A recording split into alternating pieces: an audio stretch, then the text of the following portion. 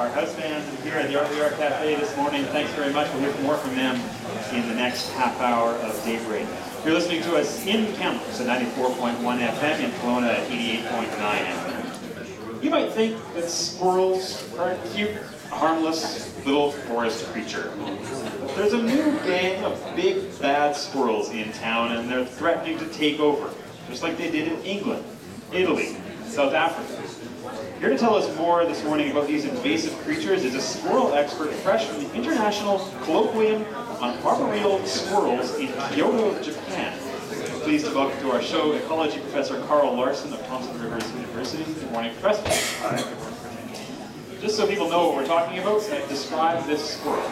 Well, we're talking about the eastern gray squirrel, which is a squirrel that's normally found in sort of the eastern part of North America, eastern Canada, US, but it's become sort of notorious around the world for establishing itself. And probably a lot of your listeners are familiar with it from the lower mainland, like the Vancouver Island. Taken over. Yes. What's the problem with these squirrels? Well, the problem is they're just darn good at living with people. And so they've mastered the art of traveling and getting to places, and as you outlined some of the places where they've already established themselves.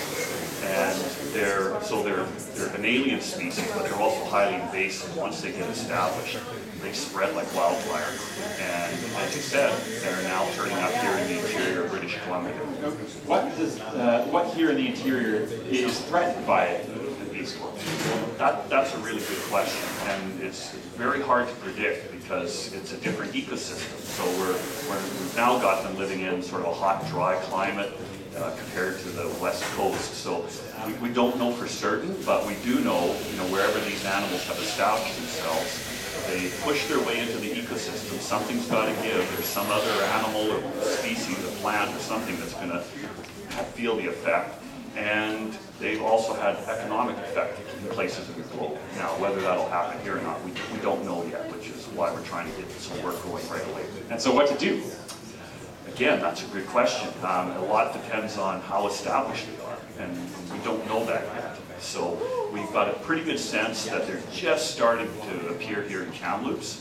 A little more common in Kelowna, but we don't know how common. So I can't really answer that, and that's part of what we're trying to do right now is raise awareness and get the public to log in and give us their sightings so we know where they are and how many there are. Now, you were at this squirrel colloquium in Kyoto. Lots of ideas, I'm sure, floating around the room. Is there anywhere that successfully stopped this squirrel from invading the territory? Well, not surprisingly, the Australians did.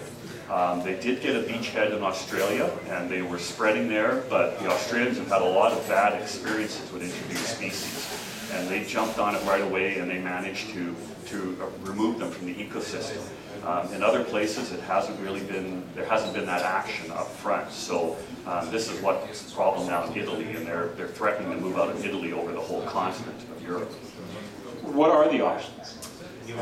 Well, again, it really depends on how established they are. But let's assume that they are established. If they're really well established, you don't have a lot of options. They're there, and you're not going to get rid of them. So you have to try and perhaps manage how we create the world, get people implicating management techniques to keep their numbers down, those sorts of things. Now, just before we let you go, we have just about 30 seconds here. You've set up a website, introsquirrel.ca. Yes. How do people use that website? Just go to the website and introsquirrel.ca, and you'll be able to give us your sightings. And we've got pictures showing what these animals look like, how you tell them apart from our little native red squirrel.